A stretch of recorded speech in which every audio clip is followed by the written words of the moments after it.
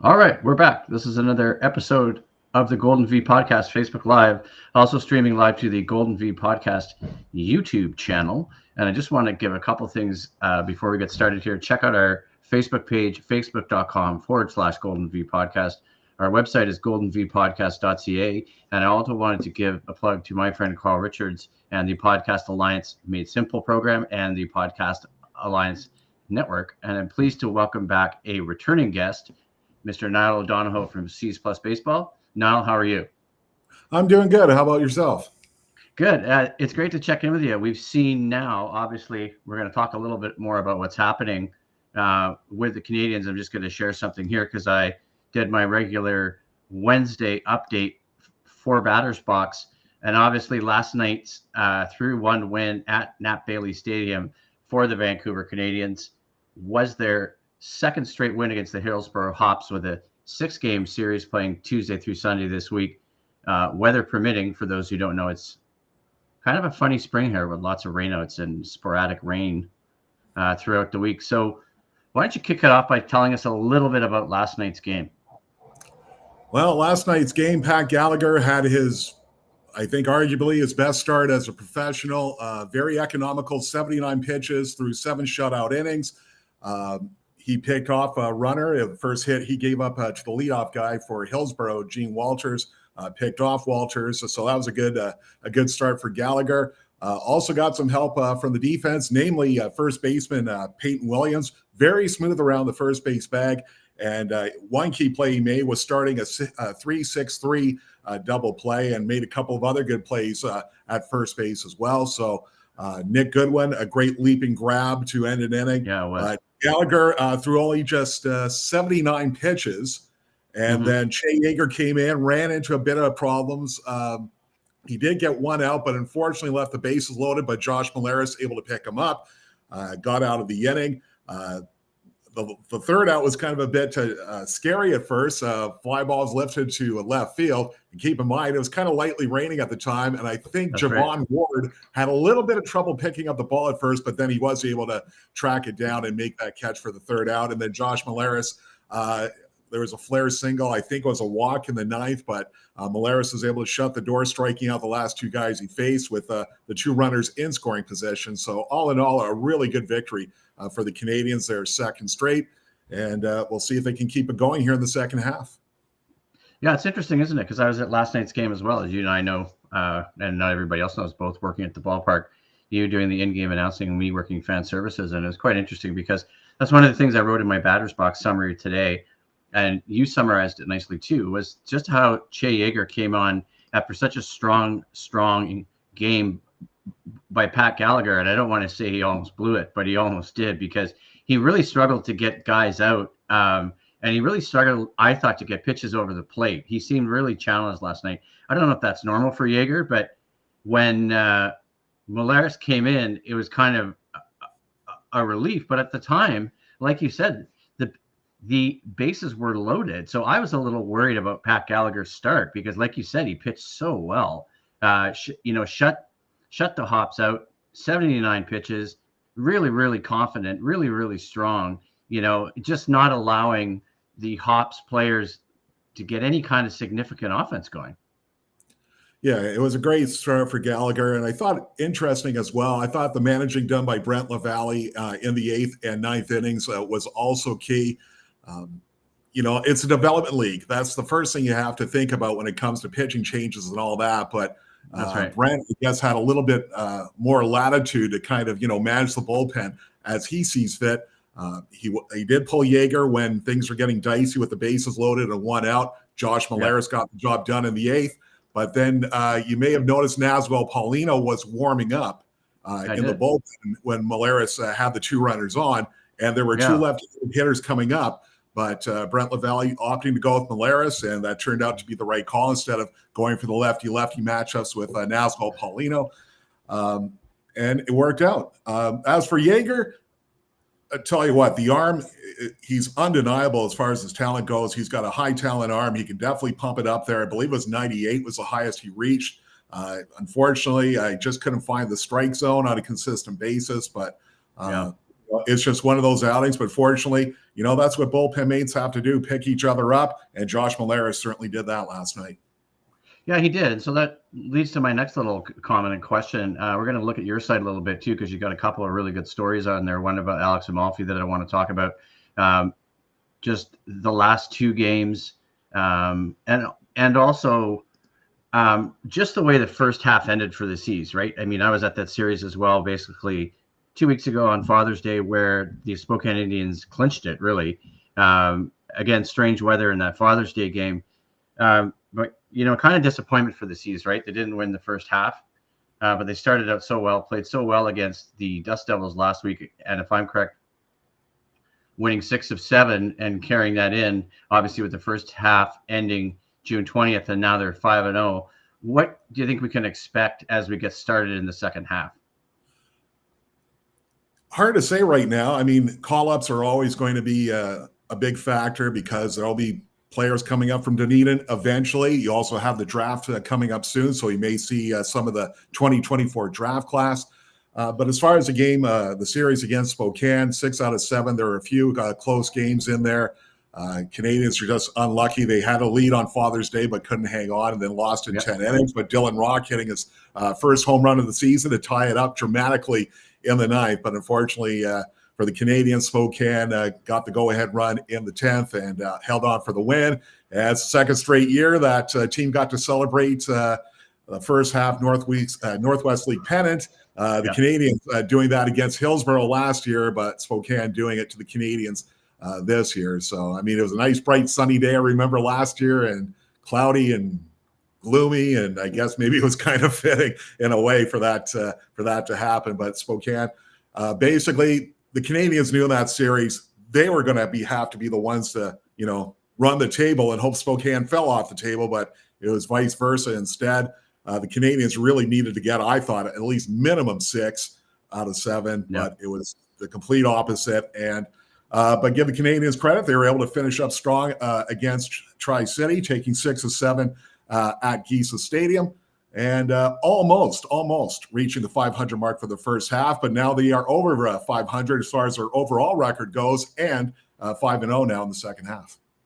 Yeah, and it's kind of interesting, that Spokane series too, right? Because it felt like, and I know you and I haven't talked since May, and we try to do this like a monthly update or sort of as soon as we can, right? And that's one thing I noticed about that Spokane series was I felt like the C's were like they would get ahead, but they couldn't hold the lead. And I think you and I talked about this previously last year, whether they were ahead or behind, they seemed to have the confidence to hold leads and also make up ground. Whereas I felt like this year, and I don't know all of Spokane's prospect pool, or haven't looked at it that closely, it seemed like Spokane was that team this year. They always seemed to be able to find a way to win, even if the C's were ahead by a run or two.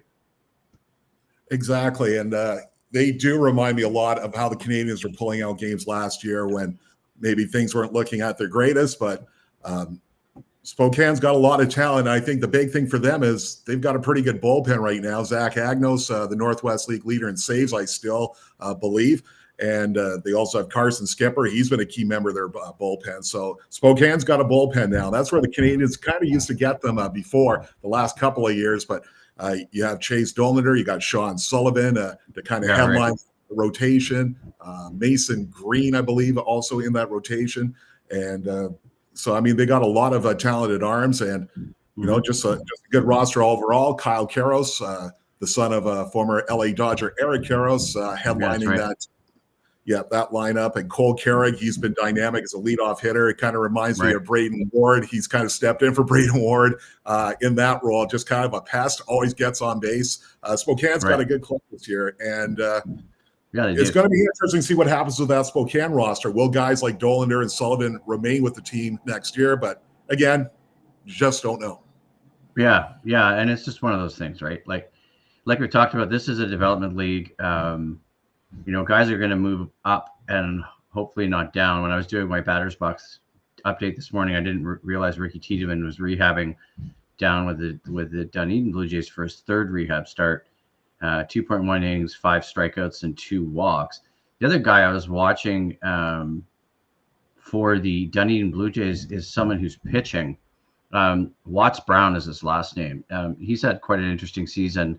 Watts Brown has for the Dunedin Blue Jays, and he's pitching tonight against the Lakeland Tigers, who the Dunedin Blue Jays lost to last night. And for whatever reason, I find Watts Brown sort of intriguing, just because a lot of the batter's box updates I've gotten his starts because they're Wednesday starts. And when you look at Watts Brown here, I'm going to share him. I'm kind of expecting him maybe to come up to Vancouver soon, just because the way he's pitching for Dunedin. He's got 74 strikeouts. Just looking at some of his other numbers here. And so that's one guy we could see. What do you think? I think he's a possible call-up. You're kind of seeing a couple of call-ups now. You have Connor O'Halloran, who recently joined the rotation. He'll be making his fourth start, but he started the year in Dunedin. I think you're going to see some guys move up soon. I think one of them definitely Lazaro Estrada, after winning Northwest League Pitcher of the Week last week, 7 innings, no hit ball, and 7 shutout innings again against the Hops on Tuesday night. Yeah, he was great. Like I said on my blog, he's pitching like somebody who doesn't want to be in Vancouver for much longer. So I think that's something to watch out for. Ryan Jennings, even though he hasn't had a victory yet, he's pitched awfully well this season. I believe his ERA has been hovering around 2. He's been excellent. I believe he had 10 strikeouts in a recent start, and he's been outstanding really all year long. I think maybe he had one shaky start, but other than that, he's been really solid. And I wouldn't be surprised if he gets the call soon. And Jerron Watts Brown definitely, I think, will be one of those pitchers who will be coming up eventually. Yeah. Who knows? Might be around the All-Star break.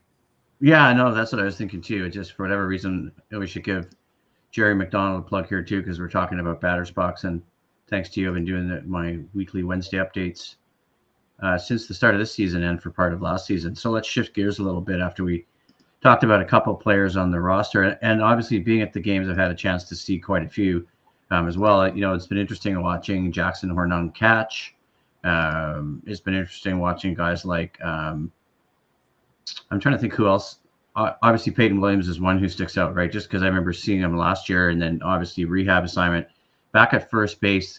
The thing that stands out for Peyton to me is how big he is. He looks like a football, like a linebacker or maybe even a basketball player. Yeah, he's a big man from Charleston, Iowa. Yep, absolutely. He's a big guy, but he plays first base so well, and he moves so quickly, right? That's one thing I've noticed. He seems to be really good defensively too. Yeah, he was so solid around the first base bag last night. It was almost like he's trying to do a good Keith Hernandez impersonation as far as first baseman plays go. Right. Canadians have had a couple of really good defensive first basemen in past years. Like Casey Clemens comes to mind, and also Ryan McBroom. Going on to reach the Royals. Williams has looked good. I mean, whatever he gets to, more often than not, he will make the play. And again, I thought he looked really confident around the first base bag last night, starting a 3-6-3 double play, and almost converted another one, again, a 3-6 force out, and those are really big plays. When you look at Wednesday night's game, being able to get that lead runner and really kind of slow Hillsborough's momentum. Yeah, it was, right. And that was the concern about the 8th, like we've already talked about with Che Yeager, just kind of the way he was pitching. It was a worry a bit for me that I didn't want to see Pat Gallagher lose such an awesome start. He worked so hard last night. And I think he really frustrated Hillsborough. But let's move on to some stuff on your blog, too, for those who don't know. CsPlusBaseball.ca. Niall's been running this site since 2015, if I have that correct now.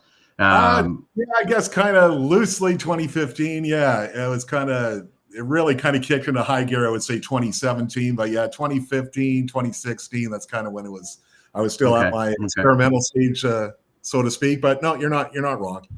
Yeah, well, no, that's the thing. I want to share the link because we're going to share it now, right? Because I think there's some really key stories I want to highlight. Obviously, Estrada, obviously the Alex Amalfi story, which I think is really important because it's not something I picked up until I actually looked at your website. And of course, as always, I appreciate the link to the Golden V podcast down the right-hand side there. But let's dive into this Alex Amalfi story, because you follow the team a little more than in depth than I do on the podcast, even though I'm working for the Canadians doing fan services, and also, doing my own podcast. But baseball's not always a focus depending on what's in season. So what can you tell me about Alex that should stand out for sort of local listeners as things to watch for? Well, something I came across, a Sportsnet doing a piece on them. And first off, he was adopted in a Russian orphanage by his parents. So that was the first thing. So, I mean, kind of beating the odds already, being adopted in Russia, but he grew up in the Boston area, was teammates with Canadians catcher Jackson Hornung, also knows Pat Gallagher and Grayson Thurman, a couple of Boston area products as well. So a real Boston, a real Beantown flavor, I guess you could say, on the 2024 Cs. But he went to UMass Boston. It was a Division III school, but did very well. And he's starting to really find his form now. I mean, last week he had 3 shutout innings, really bridging the gap. And that was kind of got lost in the shuffle when the Canadians had a comeback win recently. Right. But he's starting to find his form now. So Alex Amalfi might be a really big member of the bullpen, to soak up multiple innings and help the C's out that way. As, we're going to see probably more relievers getting called up. I think one reliever who may very well get the call soon, Connor Larkin. And he's been kind of one of their co-closers this year. I mean, they've had a number. I think they've had 3 or 4 different pitchers have saves, and that's usually the way it is. I mean, Spokane's kind of the exception to the rule. Anytime there's a save situation, Zach Agnos, it seems like. At least definitely was against the Canadians anyway. And if not him, it was Carson Skipper. But the Canadians have a lot of talented arms in the bullpen, and Amalfi, he's starting to find his form now. Started off with Dunedin, got his feet wet, then spent the entirety of 2023 with the DJs and made the opening day roster here for the Canadians in 2024. And starting to find his form now. I mean, he contributed some key innings during the last road trip in Tri-City. Yeah, interesting. I was trying to think of who else I could cover on the pitching staff, because we talked a little bit about Che Yeager and you talked about his arm. I was just looking back because I was trying to figure out what I knew about the guy who pitched for Toronto, or sorry, not Toronto, but for Vancouver, and actually closed it out last night for Vancouver.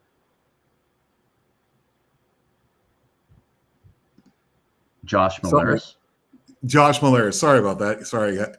I think I have the pinwheel going there. Yeah, I know it's a bit freezy. Everything's a blur after a while. Josh Milleris. He's really been striking out a lot of batters. Seems like he's getting multiple strikeouts each outing lately. And he had a bit of a slow start to the year, but he's starting to find his form as well. Former Oregon Duck, and also the second year in a row, the Canadians have had somebody named Josh coming from the Oregon Ducks. Josh Kasevich, as you'll remember from last year, was the starting shortstop and doing very well at AA New Hampshire, among the top hitters in the Eastern League. But good to have another Oregon Duck named Josh, and Josh Milleris certainly doing a nice job in the bullpen as of late. I think he's had maybe 3 or 4 outings, multiple strikeouts. I think he's had 4 at least once before, and I think 3 in another. But he is definitely piling up the Ks, and that's what you want to see out of the bullpen. Lots of strikeouts. Yeah, no kidding. Just actually going to look a little bit around your site too. But what I wanted to move to now is actually tonight's game, right? Because that's another face-off against the Hops. It's fireworks night at the Net, which is guaranteed to make people excited. I hope the game goes ahead with the weather. It's the first of the fireworks nights of the season, with the next one being July the 20th. And I'm just looking at a preview here just to see who's on the hill. I'm just trying to find it. It's Connor O'Halloran's pitching tonight, correct? That's right. Yeah, it will be Connor O'Halloran. He is listed as a probable starter. So looking forward to seeing him pitch again. He's had 2 really good starts at home. The first start on the road against Everett wasn't his greatest, wasn't the worst outing in the world, but he did get beat up a little bit last Thursday. He didn't make it out of the second inning, unfortunately. But O'Halloran, looking forward to watching him pitch again. I like the fact that his mound music, his walk-up music, is Rolling Stones' "Paint It Black," and I think that's great. Anytime a player uses a song that I recognize, because some of the walk-up tunes that the players have, I have no idea. I've never heard them before, and I mean, there's quite a few interesting ones. I've noticed that too. I was thinking of Esteban Machado's walk-up music, and Jackson Hornung's as well. Those were two that I found particularly interesting. Sort of being at the ballpark and now noticing it more often in terms of the players, right? I mean, what can you tell me then beyond tonight's game? We've got the series going through Sunday against the Hops, and then we got a short 3-game series. That's right. The Everett Aqua Sox will be here on Canada Day, and kind of a quirk in the schedule this time around. It's a 9-game homestand. We're finishing up the 6 games with Hillsborough, and then and that's because Canada Day landing on a Monday this year, and usually that's right. Mondays are always days off. But the one thing apparently the Canadians always request on the schedule, the only request they really ask of the schedule maker, please have us home on Canada Day. So that's the way it works out. So instead, the Canadians will get Sunday and Monday off the following week. So they'll get a 2-break break, so they will not miss out on a day off. But it is a long grind, all right, 9 games in a row. And then they have to go immediately to Everett. They'll be there for the 4th of July celebrations at Funko Field, and then finish up that 3-game set on Saturday. Right. And then beyond that, there's no home games until July 19th for us. And then there's another fireworks night, July 20th. And so there's some exciting things happening for the C's as we head into the second half, obviously with the 5-game winning streak. What other things do you think are sort of hanging around or floating around the team right now as we wrap up here that you can tell our listeners about? Well, I think it's this is a pretty key stretch right now. If they can take advantage of Hillsborough. Hillsborough right now, they're kind of walking wounded. They're without a couple of their top prospects in Tommy Troy and Gino Groover. And, maybe this is a really good time for the Canadians to play the Hops, but you can't underestimate the Hops. They got some good pitching as well. So it's kind of key if hopefully the Canadians can continue this momentum, try and come up with a series win, and then head to Everett. Everett's always a challenge. The Canadians did get a split of a 6-game series. They've actually split the first 12 games overall with the Aqua Sox. So, it's going to be an interesting time to see what happens. Of course, lots of excitement with the Canadians being in Everett, and of course, the Toronto Blue Jays will be just down the road in Seattle, opening up a weekend series just after the 4th of July. And then I believe it's the Spokane Indians who are the next home opponent after this homestand, a 3-game set. So that might be a good little measuring stick to see how far the Canadians have come. But so far, so good in the second half, 5-0 start. No kidding. Get that second half playoff berth and hopefully defend their Northwest League title. Yeah, because there's basically 66 games in the second half, and I was talking to someone there last night that didn't understand how many games we actually played in the Northwest League season of 132, and there's only 6 teams total, and they play each other so many times. So it's good to sort of share that information last night, but with still, basically the entire second half to go. I'll be interested to see how the C's progress. But we're going to wrap it up there now. I want to say thanks to you for joining in. Check out CsPlusBaseball.ca. Check out GoldenVPodcast.ca. Check out Facebook.com/GoldenVPodcast. And I'll talk to everyone soon.